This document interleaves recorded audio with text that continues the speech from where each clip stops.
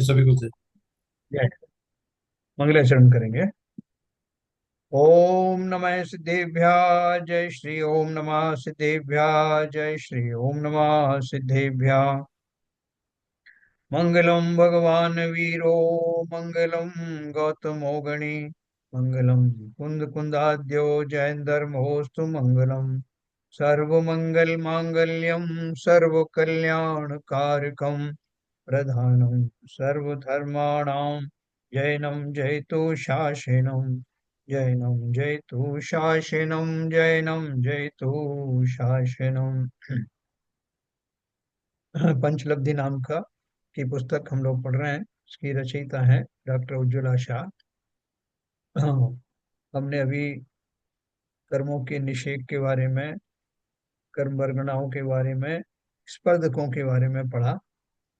हमने ये जाना कि समान स्थिति वाले कर्मों का जो समूह होता है उन्हें निषेध कहते हैं।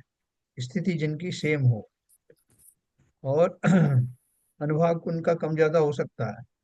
दूसरी तरफ स्पर्धक उन्हें कहते हैं जिनकी सबकी अनुभाग शक्ति एक जैसी होती है। तो ये दोनों टर्म अपन ने पढ़े थे, मैं दोबारा रिपीट करूंगा उनको, निषेध और स्पर्धक। तो इनको अच्छे प्रकार से समझ लेंगे हम। सत्ता में जब हम कर्म करते हैं तो कैसे वो सत्ता में पड़े रहते हैं, और जब एक एक आकर के निषेध के फॉर्म में वो खिरते हैं जिनकी स्थिति पूर्ण हो जाती है। उनमें वो सब भी शामिल हैं जिनकी स्थिति तो सेम है लेकिन अनुभाग अलग अलग हो सकते हैं। इसलिए हमारे जो कर्म का उदय आता है तो कभी तीव्र आता है, कभी हल्का आता है। तो इस तरह से होकर के आता है, मिला जुला आता है। उसको एक बार अपन, कल लोगों की डिमांड थी दोबारा पढ़ने की, तो अपन उसको रिपीट करते हैं वहां से।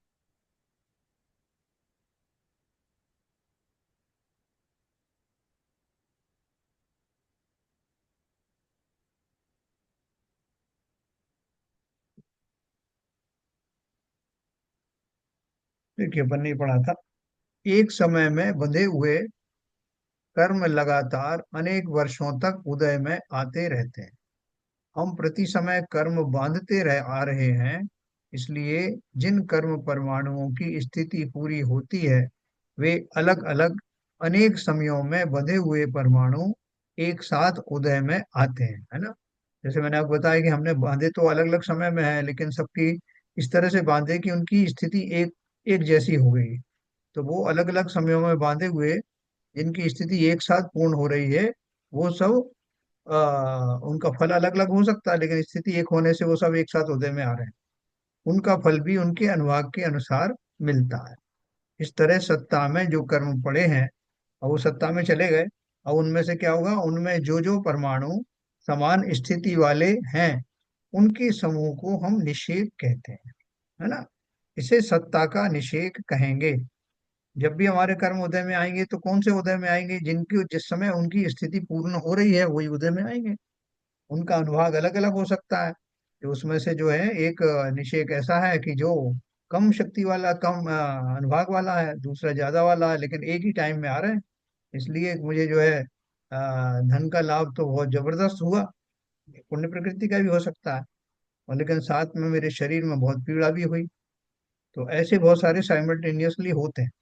कभी साथ साथ एक साथ पुण्य वाले आ गए, कभी एक साथ पुण्य और पाप वाले आ गए, कभी साथ एक बार सारे पाप वाले आ गए, ऐसे सब वेराइटीज होती रहती। इसे सत्ता का निषेध कहेंगे।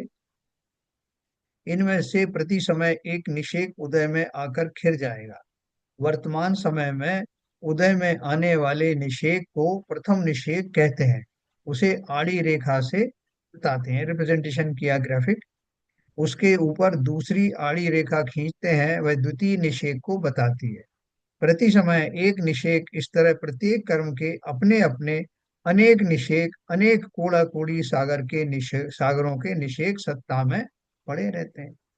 पड़े रहते हैं मतलब, और उसके उनका जब उदय आता है, जैसे जैसे उदय में आता जाता है अपनी अपनी बारी से वो आते रहते हैं। तो ये देखो, प्रथम निषेक जैसे ये वर्तमान में जो निषेक अभी उदय में आने वाला है ये पहले आ गया। फिर उसके बाद में जो भविष्य में आने वाले हैं सब खड़े हुए हैं ऊपर से ऊपर तक। कर्मों की स्थिति बताने के लिए निषेक रचना होती है। यहाँ तुम ऐसा मत समझना कि जीव के प्रदेशों में कर्म कतार से खड़े हैं। जब जब कर्म बंधता है तब आत्मा के असंख्यात प्रदेशों में वे परमाणु समान रूप से फैल जाते हैं, जो जहां पर स्थित हो। परंतु जिन किन्हीं परमाणुओं की समान स्थिति होगी उनको हम निषेक कहेंगे, वरना पूरे प्रदेशों में बड़ा समान रूप से फैले हुए हैं वो। और जिसकी भी जो स्थिति पूर्ण हो जाएगी वो जो है उदय में आ जाए। सर कर्म सर, परमाणु। हाँ जी। अभी यहाँ बताया आपने कि पहला निषेक पहले खिलेगा, दूसरा दूसरे में खिले बाहर खिलेगा। हाँ। और आगे चर्चा में आपने वो चित्रावरण से बताया था हम्म। कि पहले पहले एक इन्वर्टेड कोन के ऊपर तरह से उनका गिरना बताया था, कि पहले बहुत ज्यादा डिशे खिलेंगे, फिर कम होते जाएंगे, फिर लास्ट में जाके बिल्कुल पहले एक निषेक खिलेगा। तो इन दोनों में क्या अंतर है वो थोड़ा बताएंगे? देखो, वो तो अपन ने ये बताया था, जो प्रदेश बंद की जब बात आई थी ना, तब प्रदेश बंद के हिसाब से बताया था कि पहले जब वो खिलता है तो ज्यादा आते हैं। ज्यादा कम की बात नहीं हो रही यहाँ। यहाँ ज्यादा कम की बात नहीं हो रही, वहाँ यहाँ खाली स्थिति की बात हो रही। कब ज्यादा खिलेंगे कब कम खिलेंगे वो एक अलग ग्राफिक रिप्रेजेंटेशन है। लेकिन अच्छा यहाँ अच्छा। क्या आ रहा है? हाँ, यहाँ रिप्रेजेंटेशन खाली क्या आ रहा है कि जिसकी स्थिति पूरी हो जाती है वो उदय में आता है, चला जाता है। उसके बाद दूसरे की नंबर आता है, वो उसकी स्थिति पूरी होती है, वो आता है, चला जाता है। ठीक है, ठीक, बस। क्लियर हो गया। लेकिन ये क्रमबद्ध तो नहीं होता होगा ना, कि ऐसा क्रमबद्ध नहीं है ना, कि ऐसा भी हो सकता है कि ऐसे कुछ जो हमारे आए हैं और वो अभी नहीं खिले, बाद में खिलेंगे कभी और किसी के साथ में मिलकर खिलेंगे, ऐसा भी तो हो सकता है। अब वो जब जैसे जो आप पढ़ेंगे अभी, इसमें जो उदीरना एक शब्द है ना, हाँ। उदीरना में क्या होता है कि जब जिस समय ये पहला वाला निषेक खिल रहा है, उसी समय में उदीरना होने से जो ऊपर के जो भविष्य में आने वाले निषेक हैं, विशेष कारणों से वो इसके पहले वाले निषेक के साथ ही आकर खिल जाएगा, उदयावली में आकर के, जो अपन ने पढ़ा था जो जिसे अपन। जो उदीरना भी एक तरीके से एक एक्टिविटी हो गई, वो उसका भी रीजनिंग होगा कि उदीरना क्यों हो रही है। हाँ हाँ हाँ, ये सब अपन पढ़ने वाले हैं। उदीरना क्यों हाँ। होती है, कब होती है, कौन से परिणामों से होती है, कब उदीरना किन कर्मों में होना बंद हो जाती है, ये सब अपन पढ़ रहे हैं। ठीक है ना? तो जैसे ही जब उसका टॉपिक आए तो आप बताना, अपन उदीरना के बारे में पढ़ेंगे। ठीक है, अभी खाली इतना समझा रहे हैं वो, कि जो अलग अलग कर्मों की स्थिति है वो एक के बाद एक आते रहते हैं उदय में। तो वो ये जो जिसकी स्थिति पक गई है वो आया खिल गया, फिर दूसरा आएगा, दूसरा खिल जाएगा, ये स्थिति के अनुसार। सेम स्थिति वाले जो हैं वो एक साथ उदय में आते हैं, ये बोला ना। सेम स्थिति मतलब जैसे अब प्रथम निषेक बोला, प्रथम निषेक का अर्थ क्या है? ऐसे बहुत सारे परमाणु, एक परमाणु की बात नहीं है, ऐसे बहुत सारे कर्म परमाणु जिनकी स्थिति एक ही समय में खिलने की थी, वो यहाँ आकर के पहली स्थिति में निपट जाएंगे। फिर दूसरे उन कर्म परमाणुओं का या वर्गनाओं का पुंज आएगा जिसकी स्थिति उसके इमीडिएटली बाद में परिपक्व होने वाली नहीं, है। जैसे नहीं, मैं जैसे अभी पहली बार भी हुआ था, कल भी आपने ये सेम, आज भी मैं देख रहा था, तो हाँ। काफी ये बड़ा टफ सब्जेक्ट है। और इसका जो पूरा जो इसको क्यों डिटेल में डिस्कस किया जा रहा है और उसका मतलब कहाँ कैसे रिलेट कर सकते हैं, नहीं समझ में आता है। लेकिन जरूर निश्चित रूप से कहीं ना कहीं इसकी इंपॉर्टेंस तो है। तो इसीलिए इतना डिस्कस हो रहा है, क्योंकि पंचलब्धि में डिस्कस हो रहा है तो कुछ ना कुछ तो इसका महत्व है। लेकिन हम जैसे जो लोगों को कि भाई क्यों डिस्कस हो रहा है उसका एकदम एग्जैक्टली मतलब जैसे, और जैसे और चीजों को रिलेट कर सकते हैं, उससे थोड़ा रिलेट कम हो पा रहा है, बस इतना ही नहीं नहीं, थोड़ा। देखो मैं आपको रिलेट करता हूँ, बहुत सिंपल है ये इसमें बहुत कॉम्प्लिकेटेड तो अभी कोई शुरू हुआ नहीं है। तो ये सिंपल बात ये है कि अपन जो है भविष्य में जो अपना जो प्रैक्टिकल लाइफ में अपन देखते हैं, तो अपन को एक क्वेश्चन आता है कि साहब ये मेरे जो है एक साथ जो है दुख दुख क्यों आ रहा है। कोई बोलता है कि इसके जो सामने वाले का कभी दुख आता है कभी सुख आता है, फिर तीसरे वाले के सुखी सुख आता है। तो ये कैसे होता है? ये घटनाएं जो घटती हैं हमारे जीवन में, हम उसको ऐसे ही ज्यादा इग्नोर कर देते हैं कि क्या होगा, कुछ मैकेनिज्म हो रहा है मेरे साथ। तो वो मैकेनिज्म अपन समझ रहे हैं कि कैसे होता है। जैसे मैंने आपको दो एग्जाम्पल कल दिए थे कि जो भरत चक्रवर्ती के पुण्य के उदय आए, तो पुण्य के उदय के निषेकों की स्थिति एक ही थी, तो उसी समय में उनके चक्र रत्न की उनको उत्पन्न हुआ है करके सूचना आई। उसी समय पुत्र रत्न हुआ उसकी सूचना आई। और ऋषभनेत्र देव को केवल ज्ञान हुआ वो सूचना आई। तो मतलब अपन कहेंगे तो वाह, तुम्हारा तो बहुत बढ़िया चल रहा है, अभी समय बहुत अच्छा चल रहा है। तो समय क्या अच्छा चल रहा है कि वो समय ऐसा था जिसमें वो सारे जो अनुकूल निषेध थे, जिन्हें हम अच्छे बोलते हैं, वो सब उनकी स्थिति पूर्ण हुई तो एक साथ वो घटना घटित हुई। कौन सी घटनाएं कैसे हो रही हैं, उसका मैकेनिज्म क्या है। मैंने दूसरा आपको एग्जांपल दिया कि किसी को जो एक रोग हो गया, उसी समय उसके किसी स्वजन की का एक्सीडेंट हो गया, उसी समय देखा कि किसी ने मेरे साथ फ्रॉड कर लिया, तो ऐसी तीन सारी चीजें एक साथ हो गई। तो अपन को लगता है पता नहीं ये सारे कर्मों का पहाड़ मेरे ऊपर ही क्यों टूट पड़ा। तो ये कुछ भी बाई चांस नहीं होता। जैसा पता नहीं मेरे साथ कुछ हो गया कि इनके साथ कुछ और हो रहा है, उसका एक मैकेनिज्म, उस मैकेनिज्म की अपन चर्चा कर रहे हैं, जिससे अपन एक निश्चिंत हो जाते हैं कि ये कैसे होता है। कोई उसमें मैजिक नहीं है कि किसी ने कर दिया या कोई भगवान बैठा है उसने किसी को ज्यादा दुख दे दिए किसी को कम दे दिया, ऐसा नहीं। ये हम मैकेनिज्म क्यों पढ़ रहे हैं कि ये जो कर्मों का जो कर्म चक्र है, कर्म सिद्धांत है, उसमें ये घटनाएं कैसे घटित होती हैं, पूरा साइंटिफिक है। तो साइंटिफिक होने से अगर हम उसको एक बार समझ में हमको आ जाएगा, तो हमें उससे निराश भी नहीं होंगे कि साहब मैं इतने पूजा पाठ कर रहा हूँ लेकिन मेरे को तो कभी अच्छा फल मिला नहीं, और ये सामने वाला निरंतर अपराध कर रहा है, ये इसको कभी उसका फल मिला नहीं। या जो है किसी ने कोर्ट के केस कर दिया, तो मैं तो गरीब था साहब तो मेरी सुनवाई हुई नहीं, और वो अमीर आया और उसने मेरे खिलाफ ही केस कर दिया और वो जीत गया, और मेरा केस जो है इतने साल तक पड़ा रहा और लटका रहा और कुछ नहीं हुआ। ये सारी जो चीजें हमको विषमताएं दिखाई देती हैं, उन विषमताओं को समझाने के लिए ये मैकेनिज्म बताया जा नहीं नहीं, ठीक है। रहा नहीं, वैसे तो रिलेट हो गया, मतलब है। हाँ, वो तो, हाँ, अब जैसे लास्ट टाइम भी जब समझा था तब भी ये बात तो समझ में आई थी कि हम जो भी कर्म आ रहे हैं, जो भी घटना घटित हो रही है, सुख की दुख की, अनुकूलता प्रतिकूलता की, उसके रीजन हम ही हैं।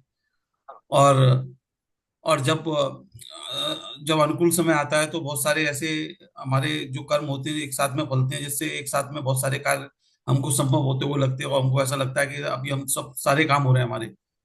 और एक बार ऐसा लगता है कि कभी ऐसी परेशानी आती है कि सब तरफ से परेशानी आती है।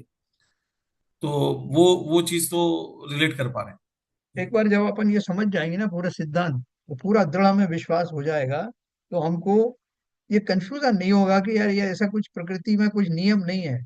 जैसे संसार में देखते हैं साहब जो है कि हर किसी के साथ में कुछ भी हो सकता है, भले ही मैं ईमानदार हूं तब भी मेरे मेरे साथ में अन्याय हो सकता है, और कोई जो है ईमानदार ना हो तब भी उसके साथ में बहुत अनुकूलताएं हो सकती हैं। ये जो हमारा जो कंसेप्ट है, वो जब तक हम ये बारीकी नहीं समझेंगे तब तक वो कंसेप्ट आम आदमी की तरह बना रहेगा। हम दुखी होते रहेंगे, भैया कुछ भी कर लो, ये भगवान जो है हमारे ऊपर नाराज है, हमसे नहीं सुन पाते, चलो शांति धारा कर लेते हैं, चलो फला चीज कर लेते हैं उससे ठीक हो जाएगा।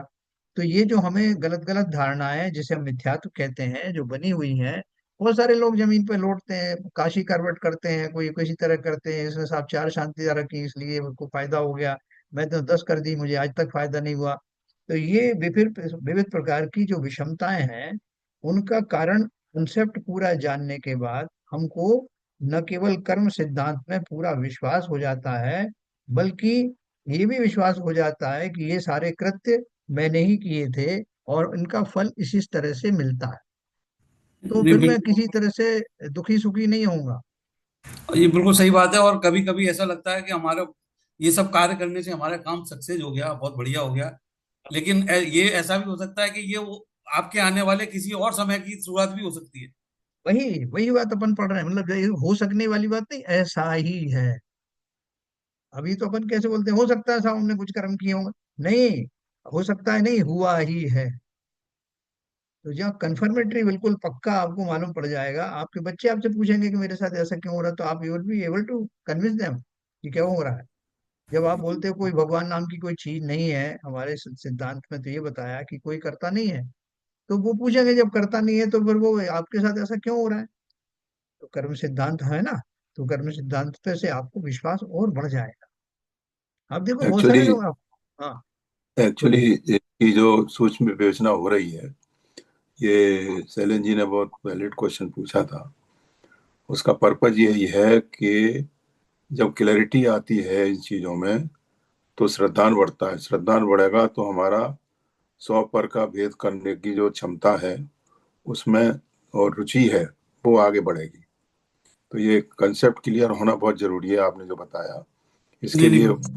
बिल्कुल सही देखो बात है, आप सही बोल रहे इसमें हैं। दो तीन चीज मैं आपको और बताऊं जो आपको समझ में आएंगे आगे चल करके, कि मैं अगर पुण्य करता हूँ तो मेरे पाप जो है उससे नलीफाई हो जाएंगे क्या।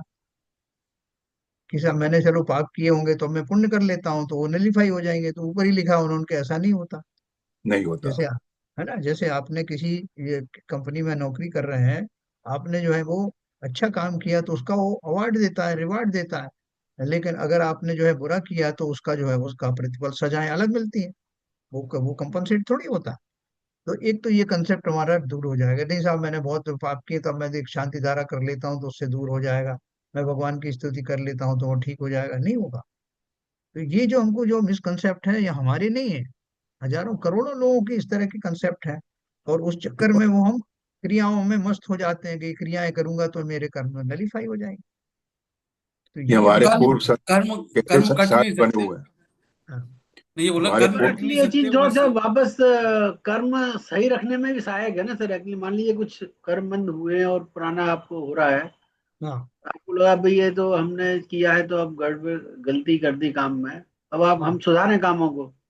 हाँ, ठीक है, तो रिटर्न नहीं मिल रहा, अभी नहीं मिल रहा है, लेकिन उससे कर्म तो सुधरेंगे फ्यूचर के। हाँ। वो सुधरने की प्रक्रिया भी अपन पढ़ेंगे। ये अपन अभी जो पढ़ रहे हैं पहले तो ये मैकेनिज्म पढ़ेंगे, बनते कैसे हैं, खिलते कैसे हैं, उदय कैसे आता है, ये अपन पढ़ेंगे। फिर अपन ये पढ़ेंगे, ये सब देखो कंसेप्ट किस लिए पढ़ रहे हैं, कि हम अब सतर्क हो गए कि साहब हमें समझ में आ गया कि कर्म मैं ही बांधता हूँ, अज्ञान से बांधता हूँ और बनते हैं तो ऐसे ऐसे उदय में आते हैं। अब मैं क्या करूं जिससे मेरे सत्ता में पड़े हुए कर्म निर्जरित हो जाएं और आगामी मेरे नवीन बंध ना हो। तो इस तरह की जो बात है, जब वो उपाय में ढूंढने जाऊंगा तो उपाय इन्हीं में मिलेगा आपको। सर पहले बताया ना आपने कि जो आलोचना है, प्रतिक्रमण है, हाँ, प्रत्याख्यान है, ये भूत के, वर्तमान के, भविष्य के जो हम कर्म बांध रहे हैं उनका प्रायश्चित करने के लिए है, जिससे उनमें आकर्षण और संक्रमण होता है, अभी जो आपने देखो, बताया। सही है। देखो अभी जैसे आपको एक्यूप्रेशर वाले जो है आपको बताते हैं कि साहब आपको फलानी बीमारी है तो ये पॉइंट दबाओ, और हाँ दूसरी बीमारी है तो ये पॉइंट दबाओ। तो अगर हमको ज्ञान नहीं है तो हम कुछ और दबा रहे हैं कहीं और के पॉइंट, तो हमें कोई लाभ नहीं हो रहा। लेकिन अगर जो ज्ञानी है जिसे पता लग गया कि वो कौन से पॉइंट से क्या होता है, तो वो फिर उसको सक्सेसफुली वो पूरा करेगा। ठीक उसी प्रकार से ये तो मालूम है कि मुझे रोग हो रहा है, अब उसका निदान क्या है ये आगे आएगा, कि कौन सी स्थिति ऐसी बनेगी जिसमें ये कर्मों की प्रक्रिया रुक जाएगी, या कर्मों का जो समूह के उदय में आ रहा था उनका उदयावली बंद हो जाएगी या बंद होना बंद हो जाएगा, ये सब आगे आएगा। उसके पहले तो हम जाने तो सही क्या क्या हो रहा है ना। तो ये बहुत सिंपल चीज है, ये कॉम्प्लिकेटेड नहीं है। हमें तो बहुत ऋणी होना चाहिए उन आचार्यों का जिन्होंने ये सिद्धांत हमें समझाया। नहीं तो हम तो ऐसे ही जो नॉर्मल आदमी उनकी तरह, भैया पता नहीं क्या होता है, क्यों हो जाता है, किस वजह से होता है ना। तो वो पूरा डायग्नोसिस होता है ना। अभी जैसे आप एलोपैथी की दवाई खाते हो, तो वो आपसे डॉक्टर पूछेगा नहीं कि आपने क्या खाया था, क्या पिया था, और आप क्या सिर दर्द हो रहा है, अरे ये गोली ले जाओ, फलानी चीज हो रही है ये ले जाओ। लेकिन वो उधर कोई नाड़ी वैद्य होगा तो आप पूछेगा कि आपने क्या खाया था और ये मत खाया करो, इसके खाने से ये होता है, फलानी चीज से ये होता है, पूरा एनालिसिस करेगा। तो आगे से आप सावधान हो जाएंगे। तो यहाँ वही सब है। अभी इसमें ये भी आएगा जो अपन पंचलब्धि पढ़ेंगे कि पंचलब्धियों के समय में कौन कौन से कर्म जो है आने से रुक जाते हैं, किनका जो है वो बंद विच्छेद हो जाता है, कौन से गुणस्थान में क्या क्या कमाल होता है और क्यों होता है। ये सब जानने के बाद हमें तो असली तो रास्ता चाहिए ना, क्योंकि निरंतर ये बंद हो रहे हैं, निरंतर हम इनमें से गुजर रहे हैं, अनंत काल हो गया हमको ये सब भोगते हुए, और हम ये मैकेनिज्म नहीं समझ पाए। बाकी दर्शन में तो ये दिया ही नहीं, वहां तो भगवान करता है सब कुछ। भगवान ने देखा कि आपने उनके जो है पैर नहीं पकड़े तो आपको ये दंड दे दिया, आपको वो दंड दे दिया। हमारे यहाँ तो पूरा परफेक्ट वैज्ञानिक वो है, तंत्र है। ऐसा करोगे तो ऐसा होगा। साइंटिफिक सिस्टम है सर, टोटली। साइंटिफिक, किसी का किया हुआ नहीं, कोई मैनुअल इंटरवेंशन नहीं। जो हमें दिखते हैं कि हमें जो मुनि महाराज बचा लेंगे या हमको पंच परमेष्ठी बचा लेंगे, तो वो भी नहीं है। क्योंकि वो खुद भी उस कर्म चक्र में जब आए थे तो उनको भी वो सारे भोगना पड़ा। ऋषभ देव को आखिरी तक जो उनको आहार वगैरह नहीं मिला, जो बहुत सारे लोगों, पार्श्वनाथ को आखिरी तक जो है कमट के जीव ने सताया, कैसे कैसे जीव है, तो हमें ये शंका होने लगेगी कि ये कैसे होता है। तो आपने तो बोला था कि जो धर्मी जीव होते हैं उनको कुछ नहीं होता, तो वो जो गज कुमार मुनि को सिगड़ी जला दी वो उनसे कम संयमी कौन था। तो हमको जब तक ये मैकेनिज्म समझ में नहीं आएगा हम बड़े भ्रम में रहेंगे कि पता नहीं साहब क्या होता है, हमको तो क्यों हो रहा है, उनके साथ नहीं होना चाहिए, कुछ समझ में नहीं आ रहा है, ये सब बेकार की बातें हैं। खाओ पियो मौज करो बस। हमें उस स्थिति से निकाल करके जो वास्तविकता है उनका परिचय कराने के लिए बात कही जा रही है, और ये बहुत सिंपल चीजें हैं, ये कॉम्प्लिकेटेड नहीं है। इससे थोड़ा गंभीर विषय तो तब आएगा जब अपन जो गवर्नमेंट सार वगैरह पढ़ेंगे। वो भी गंभीर नहीं होगा, क्योंकि जब अपन इसको समझ लेंगे ना तो हमको बहुत इजी लगेगा, जैसे हम दूसरी क्लास में आ गए। तो ये जानना हमें इसलिए जरूरी है कि मुझे इन्हीं में से अपना रास्ता खोजना है। और ठीक है सर, चरण जी। तो देखिए अपन आगे चलते हैं। हाँ नहीं, बिल्कुल सही है सर। हाँ, तो इसको बहुत इंटरेस्ट से समझना आप, मतलब उसको ये मत समझना कि ठीक है साहब ये तो सूचना है, इससे समझने से क्या होगा। नहीं नहीं, वो तो हमारा विश्वास ऐसा है कि यदि कहीं भी कोई भी जो डिस्कस हो रहा है उसका कहीं ना कहीं रिलीवेंस है, और ये अभी आपकी समझ में हो सकता है नहीं आ रहा हो, लेकिन जैसे जैसे आपका ज्ञान बढ़ेगा तो आपको वो चीज समझ में आएगी, तो और क्लैरिटी हो जाएगी। हाँ, तो देखो ये अपन ने क्या पढ़ा, ये परिभाषाएं आप एक बार जो समझ लोगे ना तो आपको पूरा समझ में आएगा साइंटिफिकल कि जिन कर्मों की स्थिति एक जैसी होती है वो निषेध कहलाते हैं, और एक स्थिति वाले कर्म जब उदय में आते हैं तो उनमें तरह तरह की वैरायटी वाले जो है वो वर्गनाएं हो सकती हैं। बड़े तरह तरह के जो है परमाणु हो सकते हैं, एक निषेध के अंदर ही स्थिति उनकी सेम है, अनुभाग शक्ति अलग अलग है, और उनकी अनुभाग भी पुण्य और पाप दो प्रकार का हो सकता है अगर वो अघातीय कर्म वाले हैं तो वो ऐसा जो सिस्टम है उस सिस्टम में अपन को ये देखने को मिलता है, जैसे मैंने आपको उनकी समझाया कि कभी। उनकी हाँ, प्रकृति भी अलग अलग हो सकती है सर। हाँ अलग अलग हो सकती है, तभी मैं कहता हूँ कि देखो मेरे को एक तो काम अच्छा हो गया मेरा, लेकिन वो काम अच्छा नहीं हुआ, क्योंकि किसी के बोले इसके सब अच्छे अच्छे होते चले आ रहे हैं, फिर एकदम ऐसा समय आएगा सब बुरे बुरे हो रहे हैं, तो अपन बड़े गड़बड़ा जाएंगे कि ये कैसे हो रहा है, कुछ समझ में नहीं आ रहा। तो ये समझो अच्छे से, पूरा साइंटिफिक है। इसको समझने पर, विश्वास आने पर, जो इसमें उपाय बताए उनसे छूटने कर उन पर भी विश्वास होना अवश्यंभावी है। जरूरी है। तो देखो आगे चलते हैं अपन। कर्मों की स्थिति वो ये हो गया जो जहां पर स्थित हो, परंतु जिन किन्हीं परमाणुओं की समान स्थिति होगी उनको हम निषेध कहेंगे। निषेध का ये शब्द समझ लेना। अब स्पर्धक भी अपन पढ़ेंगे, जिसमें स्पर्धक क्या है, जिसके सेम अनुभाग होता है उसको स्पर्धक कहते हैं। यहाँ स्थिति की बात, कर्म परमाणुओं में स्थिति के साथ साथ विशिष्ट अनुभाग भी होता है, उनकी अपनी फलदान शक्ति होती है। इस शक्ति को अविभाग प्रतिच्छेदों में नापा जाता है। शक्ति के सबसे छोटे अंश को अविभाग प्रतिच्छेद कहते हैं। कर्म परमाणुओं में उनकी शक्ति के अविभाग प्रतिच्छेद होते हैं, इसलिए एक परमाणु को एक वर्ग कहते हैं। जिन परमाणुओं में अर्थात वर्गों में समान अविभाग प्रतिच्छेद पाए जाते हैं उन वर्गों के समूह को वर्गना कहते हैं। अपन क्या बोलते हैं कि साहब यहाँ की वर्गनाएं बड़ी अच्छी हैं। मंदिर में साहब मैंने देखा कि जो है वो ग्राउंड फ्लोर के मुकाबले में फर्स्ट फ्लोर की वर्गनाएं ज्यादा अच्छी हैं, फर्स्ट फ्लोर के मुकाबले में सेकंड फ्लोर की वर्गनाएं और अच्छी हैं। या किसी मंदिर विशेष में हम देखते हैं कि वहां जाते ही इतना पॉजिटिव एनर्जी मिलती है, पता नहीं क्यों। जैसे गोलाकोट के बारे में लोग बोलते हैं और भी तो आपको आप जाते ही आपकी प्रसन्नता बढ़ जाएगी। तो वो वर्गणाएं क्या है, इन वर्गणाओं को हम ऐसे ही बोल देते हैं। वर्गणाएं क्या है कि वो उनमें वो शक्ति जो है, शक्ति के अविभाग प्रतिच्छेद जो है वो ज्यादा होते हैं, तो इसलिए उन लिखा है कि और ज्यादा होते हैं, और उनके उस लेवल की और बहुत सारे कर्म परमाणु होते हैं जिनको मिला करके उनको वर्गणा कहते हैं। लेकिन जिन परमाणुओं में अर्थात वर्गों में समान अविभाग प्रतिच्छेद पाया जाता है उन वर्गों के समूह को वर्गणा कहते हैं। ये तो वर्गणा हो गया एक जैसे वाले, लेकिन उसमें अच्छी वर्गणा है बुरी वर्गणा है क्या है, ये उन वर्गणाओं के यानी वो कर्म पुंजों के समस्त जो कंस्टिट्यूएंट्स हैं उन सब में बहुत सारे पॉजिटिव एनर्जी वाले, सब सारे एक जैसी पॉजिटिव एनर्जी वाले हैं। कहीं और दूसरी जगह जाओगे वहां और ज्यादा पॉजिटिव एनर्जी वाले जो है हुए, तो वहां की वर्गनाएं और अच्छी हुई। देखो तो ये। सब इसमें इसमें हाँ। अनुभाग उनका बराबर हो, हाँ। मगर ये ऐसा भी हो सकता है क्या पॉजिटिव और नेगेटिव दोनों एक साथ आते हैं कि अलग अलग रहते हैं?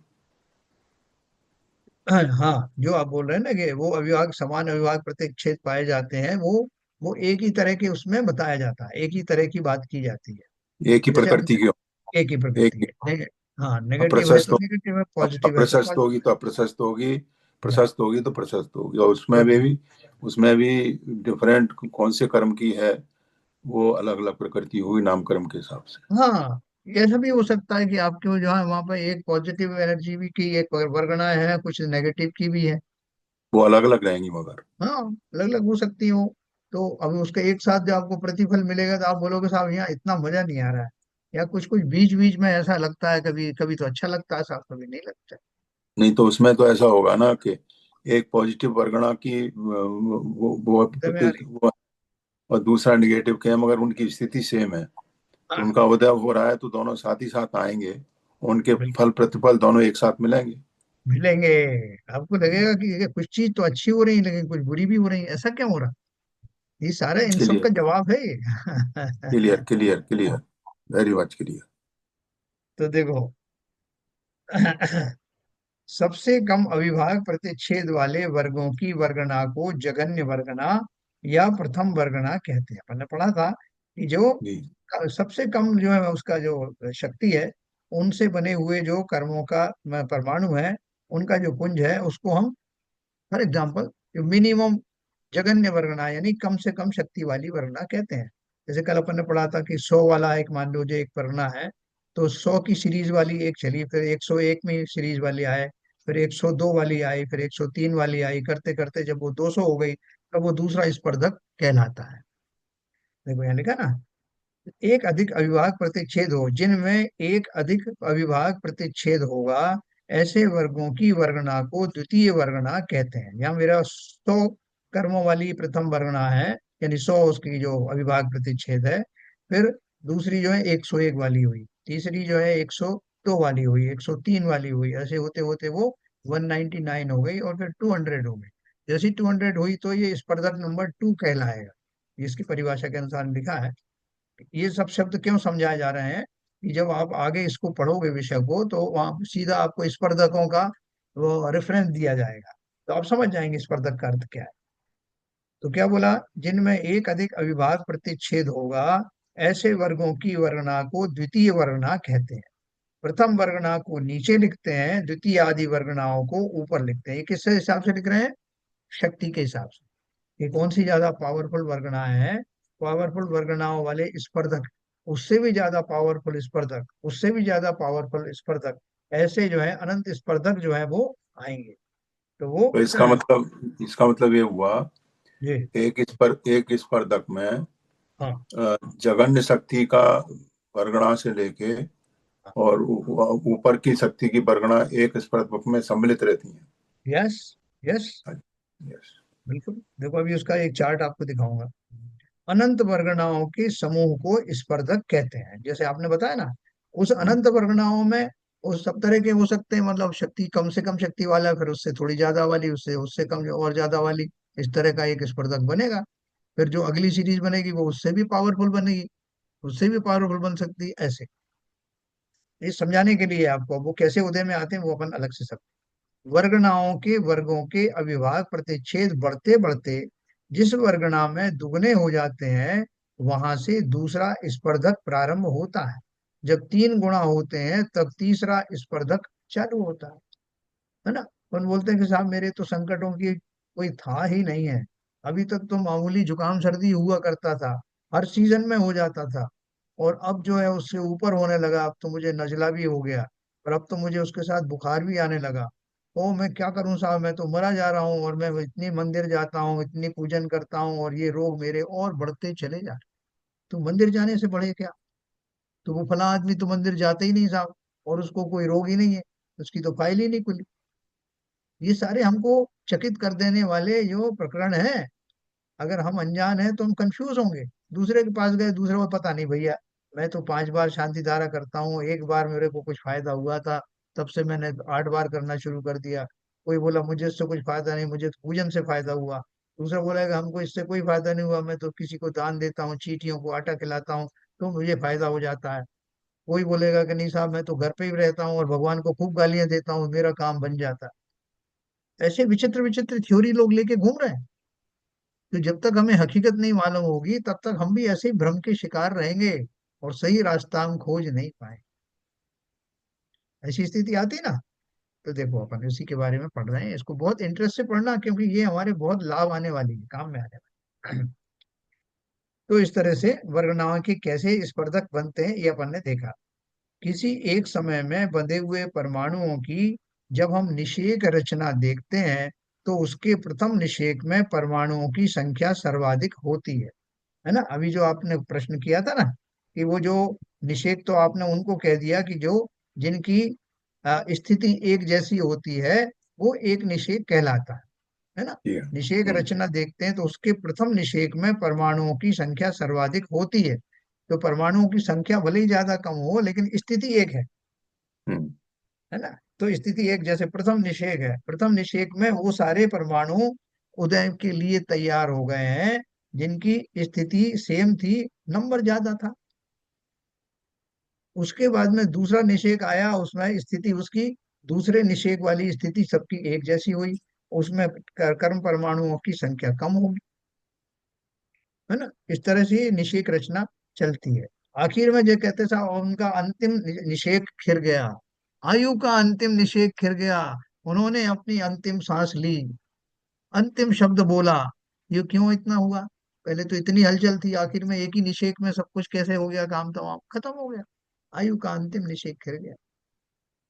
तो ये सारा जो क्लैरिटी के साथ में पूरा मैकेनिज्म समझना, आपको बहुत आनंद आएगा।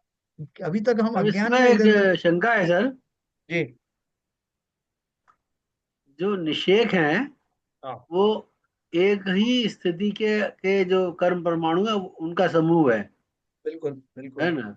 हाँ। और लेकिन इन परमाणुओं में जो पावर है, अनुभाग प्रतिच्छेद हैं, हाँ। वो अलग अलग हो सकते हैं, कम ज्यादा हो सकते हैं उसमें। बिल्कुल बिल्कुल बिल्कुल। तो अब जैसे कोई इसमें जो इन्होंने बोला कि प्रथम निषेक है और अंतिम निषेक, और जी। ये जो निषेक है ये इनका नंबर जो है अंतिम निषेक में सबसे कम है, और टेपर मतलब कॉनिकल टाइप का पैटर्न बता दिया। जी। तो इससे क्या मतलब है एक्चुअली, अगर मान लीजिए कुछ निषेक कर्म गिर रहे हैं तो वो, क्योंकि जो कष्ट है, मान लीजिए दुख है या सुख है, तो उसकी इंटेंसिटी तो वो उनमें जो अनुभाग प्रतिच्छेद है उनके ऊपर रहेगी। अगर उसमें निषेक पहले प्रथम में ज्यादा थे और दूसरे में कम हो गए, तीसरे में अंतिम में सबसे कम है, तो ये क्या मतलब है इसका? इससे जो हमको कर्मफल मिल रहा है उसमें क्या इम्पैक्ट आएगा इसका? हाँ, देखिए ऐसा है, जो मैंने कर्म बांधे हैं, जैसे मान लीजिए कि मैंने 70 कोड़ा कोड़ी सागर के मैंने कर्म बांधा है मोहिनी कर्म का। ठीक है, अब वो मोहिनी कर्म का जब वो प्रतिफल आने का समय हुआ, तो जो समय आना शुरू हुआ तो उसमें अब 70 कोड़ा कोड़ी सागर जैसे पूरे हुए, सॉरी पूरे नहीं हुए, उसका आबादा काल पूरा हुआ और वो उदय में आना शुरू हुआ। तो उदय में सबसे पहले जो आएगा वो आएंगे कि जिनकी स्थिति उस समय मैच्योरिटी की हो रही है। उसमें तीव्र अनुभाग वाले भी हो सकते हैं और कम वाले भी हो सकते हैं, उनका मिला जुला आएगा। और वो पैटर्न ऐसे आएगा जैसे बरसात होती है कि एक बार बहुत जोर की बारिश हुई, पहली बारिश हुई एकदम बरसात, उसके बाद थोड़ी हल्की पड़ जाती है, फिर और हल्की पड़ जाती है और वो बंद हो जाती है ना। तो अपन ऐसे ही समझने के लिए खाली समझो उदाहरण को, आप ये कैसे हो कि नहीं साहब ऐसा उल्टा भी होता है, बीच बीच में जोर से हो जाती है, कम हो जाती है, वो बात नहीं कर रहे हैं, समझाने के लिए मैं आपको बता रहा हूँ कि जिस तरह से बरसात में अब एक बहुत जोर का झला आया, उसके बाद में फिर थोड़ा हल्का आया, फिर उससे थोड़ा कम आया और करके एकदम स्टॉप हो गया। तो ये जो पैटर्न है, इसी तरह का पैटर्न निरंतर जीवन में चलता रहता है। इसमें तो इस ये, पैटर्न से सर जो सुख दुख जीव महसूस कर रहा है, हाँ, तो उसमें भी कुछ फर्क दिखेगा उसको? इसी तरह से कॉनिकल रूप में कम होते जाएगा दुख उसका, या सुख कम होता जाएगा? अभी इसमें एक और पैच है ना, कि मान लो कि ये पहले के जो आधे आधे तक के निषेक तो ऐसे थे जो दुख भरे हुए थे। अंतिम निषेक ऐसा भी हो सकता है जिसमें अनुभाग तो जो है वो अच्छा खासा है, और वो जो है लेकिन वो थोड़ी देर का थोड़ा थोड़ा सा अनुभाग है या बहुत ज्यादा अनुभाग है, कि आखिर में जाते जाते मैं माला माल हो गया साहब, बिल्कुल जब मेरा मरण समय निश्चित हो गया कि ये लॉटरी खुल गई मेरी, है ना। तो ऐसा भी हो सकता है। क्योंकि तो में एक, पावर अभाव प्रतिच्छेद कौन से पॉजिटिव है नेगेटिव हैं, हाँ, और कितनी इंटेंसिटी के हैं, जी, उसके ऊपर सुख दुख महसूस होगा। बिल्कुल बिल्कुल बिल्कुल। अब देखो, मगर मगर ये है जो जो ये रचना बताई है कॉनिकल, जी, उसमें शुरू में जो करना होगा निषेकों का, वो ज्यादा होगा, बाद में वो घटते घटते कम होते जाते हैं। उस हाँ, बीच में कौन सा किस प्रकृति का निषेध खिल रहा है, पॉजिटिव है या निगेटिव है, उसकी क्या इंटेंसिटी है, वो निषेध के अंदर अनुवाग शक्ति शक्ति कितनी है, उसमें कितनी स्पर्धाएं हैं, उसके ऊपर निर्भर करेगा। अभी देखो, केवल ज्ञान होने देखिए से पहले। इसमें सब हाँ, जैसे अगर जैसे मैं अपना जीव मानूं तो मान लीजिए कोई चीज है, प्रथम निषेक चल रहा है और धीरे धीरे अंतिम निषेक आ गया। हाँ, और फिर उसके बाद क्योंकि एक कर्मोदय की का जो ये है चेन है, ये तो हाँ, आप अंत तक चलनी है जब तक कि आप इस भाव में जिंदा हो। तो हाँ, फिर मगर उसके ये बाद ये पैटर्न जो मत। मतलब जो अभी आप जैसे आपने त्रिकोण ये बताया, कोनिकल शेप बताई, फिर अंतिम निषेक के बाद फिर एक और त्रिकोण आ जाएगा, फिर एक और आ जाएगा, ऐसा होगा क्या? हाँ, वो हाँ, तो सही कंटिन्यूस बोला। चलेगा, ये पर्टिकुलर जिसकी स्थिति पूरी हुई है, जिसकी स्थिति पूरी हुई है, जिसका आवादा काल खत्म हुआ है, उस पर्टिकुलर सिचुएशन का ये एग्जाम्पल है। वरना ये प्रोसेस तो कंटिन्यूस चलता रहता है, चूंकि कंटिन्यूस आवादा आएगा। काल। हाँ। नहीं, पर ऐसे ये जो कॉनिकल शेप है, ट्राइंगल है, ये हाँ, ट्राइंगल ही रिपीट होता रहेगा। जैसे एक ट्राइंगल बना, फिर दूसरा बना, फिर तीसरा बना, चौथा बना, मतलब ऐसे अनंत बनते जाएंगे। हाँ, यस ऐसा है यस। ये क्या? इसी तरह की रचना अनंत सही कहा आपने। अब 70 कोड़ा कोड़ी सागर की स्थिति है उसमें। तो ऐसे जो है अनंत निषेक होंगे, जिनका कि इसी पैटर्न में उनका खिराव होगा, उनका उदय ऐसे ही आता रहे। ठीक है ना, क्योंकि एक समय में हम जो ग्रहण करते हैं वो समयबद्ध प्रमाण में काफी परमाणु जो है हम उनका सृजन करते हैं या इकट्ठा करते हैं, और वो हमारे जो सत्ता में चले जाते हैं। अब जब वो उसको निषेध को खिरने के समय आएगा, जब स्थिति पूर्ण होगी, तो स्थिति पूर्ण होने पर इस पैटर्न में वो जो है उदय में आए। ठीक है। अब आप बोल रहे हो कि साहब मेरी 70 कोड़ा कोड़ी सागर की स्थिति है, तो उसमें से जो है जो निषेध जो जो बनेंगे उनके पैटर्न कैसे बनेंगे? ये सारे कर्मों के पैटर्न एक जैसे बनेंगे क्या? वो अपन जो इसकी बारीकी और समझेंगे आज। निषेकों का इस तरह से जाना होता है। अभी देखो, मैं आपको एक केवली के बारे में बताता हूँ। तो केवल लेकिन ज्ञानी जो निषेक है। में भी तो अनंत परमाणु है ना एक्चुअली। वैसे तो हम जैसे हाँ, अनंत परमाणु जैसे बिल्कुल सही है। कोनिकल हमको ऐसा दिख रहा है, कोनिकल शेप है, पर हाँ, चाहे अंतिम निषेक में भी अनंत है। बिल्कुल, बिल्कुल, बिल्कुल अनंत है। अभी ये तो देखो केवल केवल ज्ञानी, केवल केवल ज्ञानी के केवल बारे में आप। ग्राफिकल रिप्रेजेंटेशन है, केवल एक पर्टिकुलर स्थिति का। ऐसी अनंत स्थितियां बनती हैं। अरे देखो, मैं आपको बताऊं, केवल ज्ञानी एक एक तीर्थंकर है। अब तीर्थंकर के कर्मों का जो है वो जो उदय आया है, तो उनका जो है प्रारंभ में कैसा उदय आया कि वो राजकुमार रहे। राजकुमार, उनके स्वर्गों से उनके वस्त्राभूषण और भोजन आदि की व्यवस्था होती रही। मति श्रुत ज्ञान आदि से वो शोभित रहे। वो सारी पुण्य प्रकृतियों का उनको उदय चलता रहा। उसके बाद उन्होंने जो दीक्षा धारण करी, तो दीक्षा के बाद में उनके दूसरी टाइप के जो है वो निषेधों का उदय हुआ। अभी इस बीच में उनको केवल ज्ञान होने से पहले ही कुछ उपसर्ग आ गए, जैसे उससे पार्श्वनाथ भगवान। पार्श्वनाथ हाँ, भगवान के एग्जाम्पल है देखो ना। आप। तो उनके उपसर्ग कितने भयंकर थे, यस। उसने एक से और तो बहुत भयंकर भयंकर, आप कह सकते हो नहीं साहब, उसने तो कभी ज्यादा उपसर्ग किया, कभी कम उपसर्ग किया। तो वो ज्यादा कम की बात नहीं है। वो जो उसने जो वातावरण बनाने की कोशिश की, वो वातावरण उनका वो एक से एक बढ़ते करता गया। उसकी इंटेंसिटी उसने कभी कम नहीं करी, बढ़ते हुए करता गया, और आखिर में जाकर के उसने अपना वो जो है संपूर्ण जितना भी हो सकता था वो कर चुका। लेकिन अब वो उनका अंतिम जो अंतिम निषेध खिरा, काय का निषेध, पाप का उदय जो था, का उदय था ना उनको भी। तो वो हम्म। उदय रूपी जो निषेध जब अंतिम खिरा, तो ठीक उसी समय में केवल ज्ञान हुआ, उसका उपसर्ग भी बंद हो गया। और जो जो घटनाएं घटित होनी थी सो अनुकूल घटनाएं घटित हुई। कब हुई? वो अंतिम निषेध उस पाप कर्म का जो बंधा था, उसकी निवृत्ति के साथ ही ये सारी घटनाएं हुई। उस समय उसके साथ साथ कमट को भी तो सद्बुद्धि आ गई। यही मैंने बताया पैरों ना। में माफी अंत्य, हाँ, लिया, फिर वो भी क्या कहते हैं, यस, आगे सब कोइंसाइड अपना। हो गया। एक समय उस दंडवत हो गया उसका, सीधा सीधा। उसी समय देव आए, उनके पुष्प वृष्टि शुरू हुई, उसका कमर जो है साष्टांग प्रणाम करने लगा, उसका सुलटने का टाइम हो गया, उसका भी निषेध खिर गया। उसका भी निश्चय कर गया, वो भी तो मोच गया फिर आगे जाके। है ना।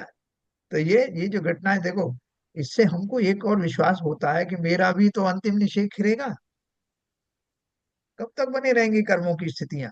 प्रोवाइडेड मैं सही डायरेक्शन में मैं अपना काम करूं, वो डायरेक्शन तो मुझे मालूम होना चाहिए और पैटर्न मालूम होना चाहिए कि मैं क्या करूं कि मेरा फाउल ना हो और मेरा जो काम बनता जाए, रनों की संख्या बढ़ती चली जाए। नहीं तो तो ये साहब, अपने, अभी अपने गृहस्थ जीवन में भी मिथ्या के साथ जो अपन जीव हैं, हाँ उनकी जो भी सकाम निर्जरा हो रही है, तो उसमें भी तो इसी तरह के निश्चय खिल रहे हैं हर हर पल। हाँ हाँ, बिल्कुल बिल्कुल हो रहा है।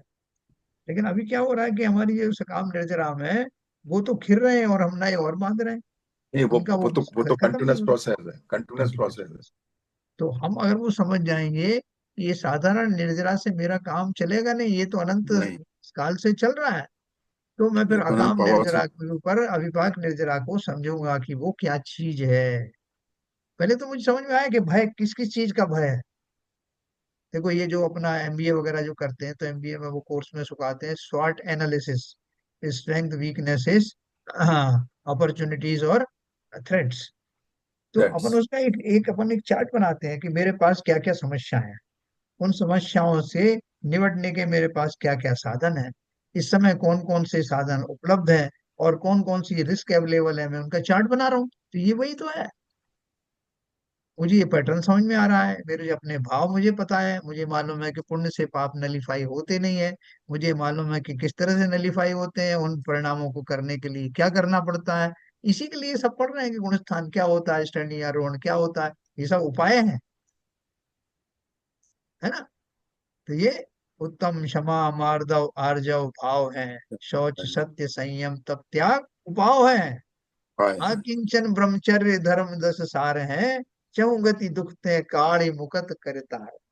हाँ, यानी एक पूजन में उन्होंने एक लाइन में सब बता दिया कि क्या क्या कारण है, कौन से भाव होते हैं, कौन से उपाय हैं और उनसे क्या मिल सकता है। तो पहले तो मुझे मालूम तो पड़ेगा कि मेरे मेरे मुझे थ्रेट क्या क्या है, किस किस चीज का मेरे को मुझे जो है चैलेंज मिल रहा है, कौन कौन सी चीज चैलेंज कर रही है, ये कर्म कर रहे हैं। कौन कर्म कर रहे हैं, मेरे भावों के कारण हो रहा है। भाव क्यों हो रहे हैं, क्योंकि मैं फिर अनंत काल से मिथ्यात्व से परिपोषित हूँ। तो मैं जड़ में जाऊं ना, वो मिथ्यात्व को हटाना है तो कैसे हटाऊं। इसलिए पहले अपने को उससे पूरी तरह से अपने को जानकारी होना चाहिए ना कि मैं किसका सताया हुआ हूँ, किस वजह से संसार में रुला हुआ हूँ, कौन सी चीजें हैं जो मुझे स्वभाव में जाने से रोक रही हैं। तो मेरा स्वभाव क्या है, वो चीजें क्या है, उनमें मैं क्या कर सकता हूँ, उनका पैटर्न क्या होता है, ये सब अपन जान रहे हैं। ऐसा कहाँ है आपको इतना विस्तार से मिलेगा सुनने को। ठीक है सर, तो आगे चले। जी सर। तो देखो, निषेक रचना हो या स्पर्धक रचना, वे तो मात्र आलेख हैं, चित्रांकन है। देखो ये बिल्कुल। कोनिकल शेप जो बताया है, उन्होंने बताया आपको समझाने के लिए बताया है कि कभी कभार कर्म ज्यादा आते हैं, कभी कम आते हैं, वो इस पैटर्न में चलते हैं, खाली पैटर्न बताया। वहां कोई जो है कर्मण शरीर में ऐसा कोई चित्र नहीं बना हुआ। जिस तरह वस्तु की कीमतें दर्शाने वाले आलेख होते हैं, या टीवी पर क्रिकेट मैच देखते समय उनकी रनों की संख्या का आलेख बताते हैं, उसी तरह यहाँ समझना। Just for explanation. हाँ, अभी आप जब वो और गहराई से पढ़ोगे ना, तो ये भी बहुत सारे स्थूल कथन है। इन कथनों को और जब बारीक सूक्ष्मता में जाओगे, तब आप कहोगे अरे असली तो है, इतना माल तो और ज्यादा है इसमें। ये तो अभी बहुत मोटा चल स्थूल कथन चल रहे हैं सारे। प्रत्येक कर्म प्रकृति की अनंत वर्गना और स्पर्धक होते हैं। वहां मंद अनुभाग से लेकर तीव्रतम अनुभाग तक अनेक स्पर्धक बताने के लिए उपमा देकर, नाम देकर समझाया गया। जाता है। ठीक है। अभी देखो इसमें आपको ये नहीं बोला है कि वो स्पर्धक जो है वो अच्छे वाले ही होंगे क्या, उनमें सारे जो है वो स्पर्धक अच्छे होंगे क्या, सारे निषेक अच्छे होंगे क्या, ये नहीं बताया। अभी आपको तो खाली एक जनरल चीज बताई है, जिसमें वो दोनों तरह के हो सकते हैं, स्थिति सबकी एक है, उसमें पुण्य और पाप दोनों के ही वो शामिल हो सकते हैं, उसमें घातीय इंटेंसिटी कर्म भी के इंटेंसिटी भी वेरी हो सकती है उनकी। मेरी हो सकती है। तो भी आपका जो दर्शनावर्णी और ज्ञानावर्णी कर्म का एक साथ उदय हो रहा है, तो वो दोनों की स्थिति एक थी, इसलिए एक साथ उदय में आ गया। उसी समय अंतराय कर्म की भी कुछ जो प्रकृतियां उदय में आ गई, तो वो भी आ गई। तो आप बोले मैं तो बर्बाद हो गया साहब, ना मेरा ज्ञान काम कर रहा है, ना मुझे भगवान के दर्शन हो रहे हैं, और ना मेरे कोई धन आदि की प्राप्ति हो रही है, मुझे पता नहीं क्या हो गया। तो चारों तरफ से हाहाकार। तो जो जानकार है, जो ज्ञानी है, वो इससे विचलित नहीं होते, क्योंकि उनको रहस्य पता है। कि भैया ये मैंने किए थे, कोई बात नहीं है, मुझे इनका तरीका ही मालूम है। तो हम ज्ञानी बने ना। हम अज्ञानियों की तरह हाहाकार करते रह रहे हैं, उससे क्या होने वाला है? नए कर्म बंध जाएंगे, उनसे बचना है। तो घाती कर्म और अघाती कर्म में स्पर्धक रचना के नाम अपन ने पढ़े। उन्होंने एक पैटर्न बता दिया कि घाती कर्म और अघाती कर्मों के जो स्पर्धक हैं उनके हम नाम बता देते हैं, उससे आपको बता देते हैं कौन से सॉफ्ट होते हैं, कौन से हार्ड होते हैं। ये आपको पैटर्न बताने के लिए बताया। तो घाती कर्म जो होते हैं वो सब पाप प्रकृतियों वाले होते हैं। तो उसमें उसके चार अनुभाग किए कि भाई देखो, ज्ञानावरण, दर्शनावरणी, मोहिनी और अंतराय जो है वो ये हमेशा बनते तो हैं, लेकिन एक सी इंटेंसिटी के बने जरूरी नहीं है, एक सी स्थिति वाले बने ये भी जरूरी नहीं है। तो इसका मुझे फायदा उठाना चाहिए ना, कि मैं कम से कम इतना तो समझ जाऊं कि ज्यादा दीर्घ स्थिति वाले कर्म ना बने।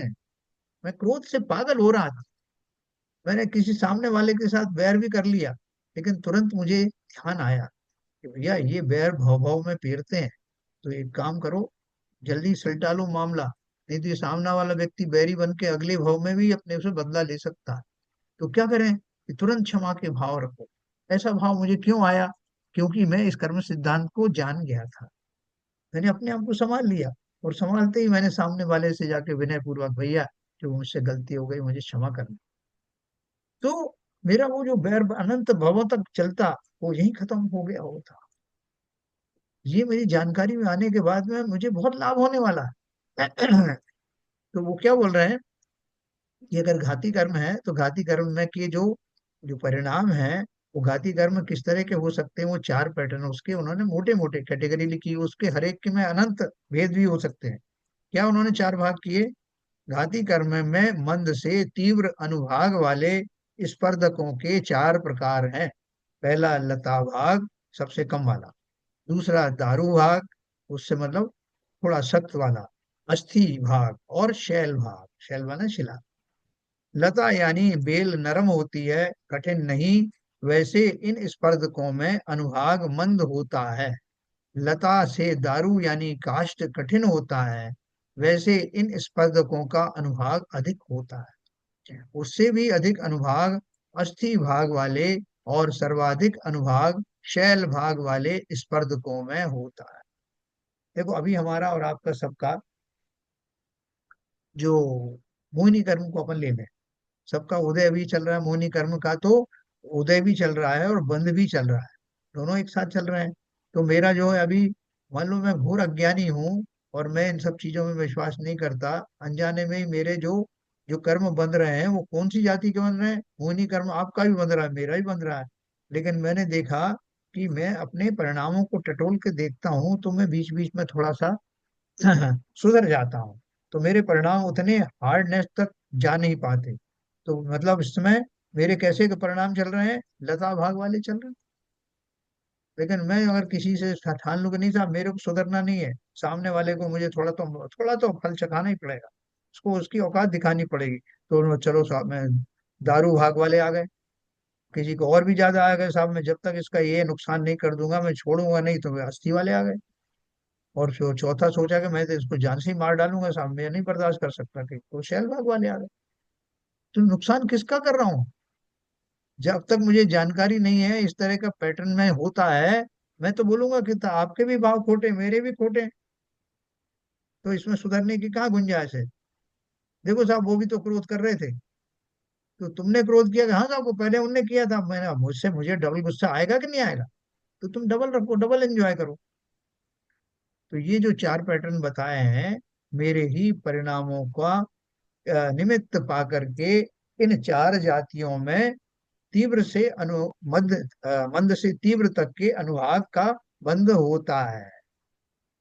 ये घाती कर्म का विशेष है, क्यों घाती कर्म में सब पाप प्रकृतियां होती हैं। तो अब घाती इसमें कर्म, जो फिर इसमें जो अनुभाग प्रतिच्छेद है, जी उनकी मात्रा अलग अलग होगी। जैसे किसी में 10 होंगे, जैसे लता बोले तो 10 है अनुभाग प्रतिच्छेद, दारू में 20 है, उसमें 40 है, उसमें 50, ऐसा होगा क्या? नहीं देखो, एक मैंने आपको बताया था कि प्रदेश बंद में नंबर ऑफ परमाणु तो अलग अलग हो सकते हैं, ज्यादा परमाणु के होने के बावजूद भी अगर उसमें लता भाग वाले परमाणु हैं तो वो कम घातक होंगे। नहीं, वो तो ठीक है, परमाणु की बात नहीं कर रहा, उनकी जो हाँ उनका जो अनुभाग प्रतिच्छेद है जी। वो ज्यादा है। जैसे सबसे छोटी यूनिट तो सिंगल अनुभाग प्रतिच्छेद है। हाँ तो और मान लीजिए लता का लें, तो इसमें सिंगल प्रतिच्छेद के 100 परमाणु है मान लीजिए। हाँ। दारू वाले में 10 दो वाले हैं। प्रतिच्छेद के होंगे परमाणु। हाँ तो मतलब एक्चुअली इनमें जो परमाणुओं की जो पावर है हाँ वो पावर। इस तरह से अलग अलग प्रतिच्छेद की, हायर हायर प्रतिच्छेद की है। हाँ बिल्कुल बिल्कुल, पावर तो उसी हिसाब से चलेगा। पावर उसी हिसाब से चलेगा। हाँ हाँ, और वो जो नंबर ऑफ परमाणु जो है, वो नंबर ऑफ परमाणु वेरी कर सकते हैं। जैसे मैंने आपको एक चीज बताई थी कि जैसे कि शराब की एक बूंद है, वो बहुत कंसंट्रेटेड है, तो नंबर ऑफ बूंद कम है लेकिन उनमें अविभाज्य प्रतिच्छेद ज्यादा है, मतलब शक्ति ज्यादा है। वो छोटी सी वर्गड़ा है लेकिन उसके अंदर में बहुत सारा ठसाठस भरा हुआ है, शक्ति। और दूसरा जो है ऐसा है कि वह प्रतिच्छेद बहुत कम है और नंबर बहुत ज्यादा है। एक ये पैटर्न भी आता है। ठीक है मतलब ना? एक्चुअली तो आपने एक वेरिएबल और बता दिया इसमें। हाँ, एक तो स्थिति है, अनुभाग प्रतिच्छेद उनकी शक्ति है, और हाँ, दूसरा नंबर ऑफ परमाणु कितने हैं। वो प्रदेश बंद में आता ना, प्रदेश बंद, प्रकृति बंद, अनुभाग बंद और स्थिति बंद। प्रदेश में। है ना? चार चीज बताई थी। प्रदेश बंद में क्या कि नंबर ऑफ परमाणु कितने आए, और सबसे पहले दूसरी वही बात। बंद होता। हाँ हाँ हाँ, और फिर उसकी वैरायटी, कौन कौन से कर्म की प्रकृति आई, वो उसमें वो डिस्ट्रीब्यूट हो जाते हैं। फिर उसके बाद में उनमें अनुभाग कितना है, और फिर वो स्थिति कितने कितनी। समय तक रहने वाले हैं। है ना? अपन इसको बीच बीच में और अपन डिस्कस करेंगे तो बिल्कुल आपको और क्लियर हो जाएगा। बहुत सारे एग्जाम्पल के साथ में अपन करेंगे। तो अभी मैं आपको क्या बता रहा हूँ कि वो जो अनुभाग प्रतिच्छेद है उसमें इनका विशेष महत्व है। लता भाग वाले हैं कि दारू भाग वाले, कैसे परिणाम है उसके हिसाब से उनके अनुभाग प्रतिच्छेद जो है ना, शक्ति के परिभाग प्रतिच्छेद उसी हिसाब से है। कि लता भाग वाले हैं तो उनकी शक्ति कम है, भाग जघन्य। प्रकृतियों के हिसाब से देखें तो हाँ, जगन्य। फिर उसके बाद देखें दारू वाले में उससे ज्यादा क्लिष्टता है, ज्यादा वो फलदान शक्ति वाले बना रहे हो, फिर उससे ज्यादा और उससे भी ज्यादा। तो आप इनसे रिलेट भी कर सकते हो कि जो अगर शैल भाग्य वाले हैं तो मेरे जो है वो मुझे कहाँ लेके जाएंगे। वो तीव्र मोहिनी कर्म का उदय है तो कहाँ लेके जाएगा। ये सब रिलेट कर सकते हो एक दूसरे से। इसमें कौन सी गति मुझे मिलेगी, कैसा मुझे शरीर मिलेगा, कौन कौन सी चीजें मेरे साथ घटित होंगी, ये सारे, ये पूरा मैकेनिज्म के साथ में आप इनको रिलेट कर सकते हो बात। है ना? अपन अभी पीस मील में चल रहे हैं, फिर उसको सर्वांगीण अपन जो है इंस्टीट्यूट करेंगे कि किसी व्यक्ति का, तो उसका एक पर्याय में जन्म होता है, उस जन्म में उसको प्राप्ति क्या क्या होगी, क्यों होगी, कैसे होगी, किस आधार पर उसका पूरा जीवन चलेगा, ये सब अपन पढ़ने वाले हैं, डिस्कस करने वाले हैं। ठीक है सर? तो, तो मैं तो जल्दी से इसको समाप्त करता हूँ। थोड़ा सा अपन अभी देखो अपन वहीं घूम रहे हैं, आगे नहीं बढ़े। ये भी अच्छा है वैसे कि हम उसको पूरा एब्जॉर्ब कर रहे हैं। हाँ नहीं, नहीं लता अब अच्छा। आज वो क्लैरिटी आई। कल तो मतलब थोड़ा सा मैं पता नहीं, मेरे को कम समझ में आया हाँ, था। कल मैंने आपको बस वो सीरीज हाँ समझाने के लिए दो तीन बार आपकी तरफ देखा, लेकिन आप हाँ, थोड़ा आज सा जो है उसमें काफी एकदम क्लियर हो गया। कल आप बोल भी रहे थे ना कि मैं कंसंट्रेट नहीं कर पा रहा हूँ। हाँ, कल पता नहीं, हाँ मैं फोकस ही नहीं कर पा रहा, बार बार दिमाग इधर उधर जा रहा था। होता है कभी देखो, कभी अपने अपने को एक फायदा है कि अपन ऐसे मंच पर जुड़े हुए हैं जहां अपन बार बार रिपीट कर सकते हैं। बिल्कुल सही बात है। नहीं तो अभी कोई जब बड़े मंच हो तो उनमें अपन पूछ ही नहीं सकते, साहब कल का प्रवचन सुना ही नहीं मैंने, निकल गया साहब, रिकॉर्ड भी नहीं हुआ, और होता वो भी तो बहुत रिकॉर्ड में हमारा कम है। भाग्य है कि आप मिल गए हैं। नहीं तो ऐसा ऐसा विवेचन कौन कहाँ मिलेगा, रियली मतलब एक्चुअली नहीं नहीं, सवाल ही नहीं है सर। ऐसा ऐसा मतलब स्थिति जो भगवान ने जो मिले, मौका मिला है आपके सानिध्य से। देख एक दूसरे को वो दे बोलिए। लीजिए। बाकी ये हाँ कर्मों से ही है आज का जो है, कि ये जैसे हम लोग कहीं ना कहीं कनेक्टेड रहे हैं, तो हाँ, आज भी कनेक्टेड हैं।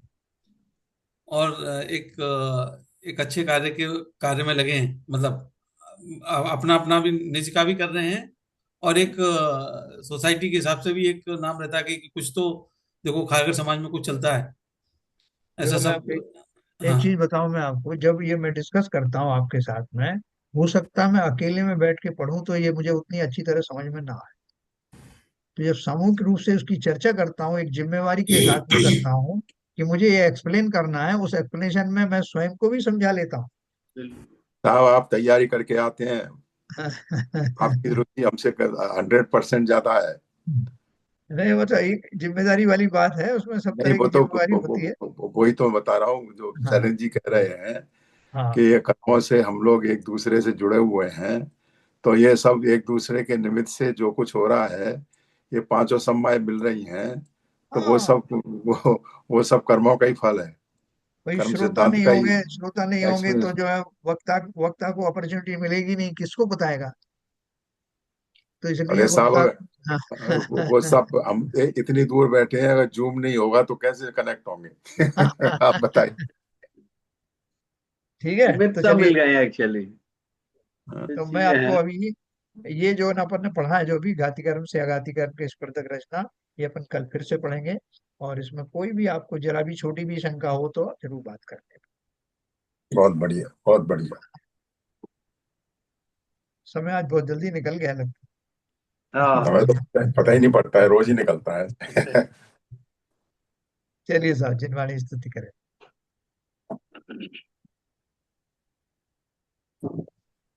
नित्यतम नाश वे को ज्ञान के प्रकाश वे को अपर भास वे को भानु सी बखानी है। छहो द्रव्य जान वे को बंध विधि भान वे को स्वपर पिछान वे को परम प्रमानी है। अनुभव बताए वे को जीव के जताए वे को काहू न सताए वे को भव्य और हानि है। जहां तहां तार वे को पार के उतार वे को सुख विस्तार वे को यही जिन वाणी है। हे जिनवाणी भारती तो हे जपू दिन रैन, जो तेरी शरण गए सो पावे सुख चैन। या वाणी के ज्ञान से सूझे लोकालो, सो वाणी मस्तक धरो सदा देते हैं दो, सदा देते हैं दो। जिनवाणी माता की जय। जय। कर्म।